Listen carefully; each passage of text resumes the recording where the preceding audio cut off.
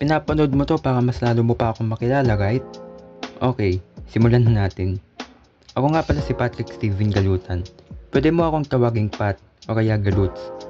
Or kahit ano, ikaw bahala.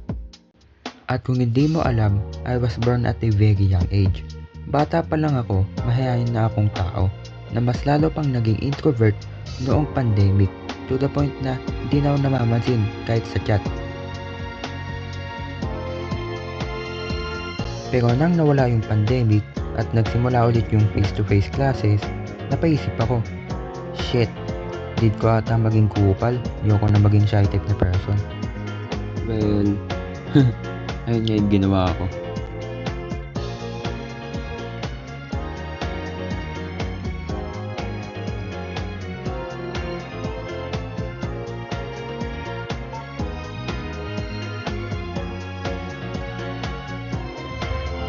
Anyways, baka nagtataka ka, ano kaya ginagawa nito pag free time niya?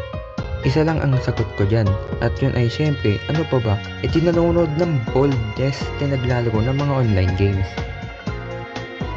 As of now, focus pa din ako sa goal ko, which is mawala yung pagiging mahihain ko. So, with that, bigyan ko na lang kayo ng isang napaka-powerful na motto ko in life, which is, life is hard. That's why I'm always hard.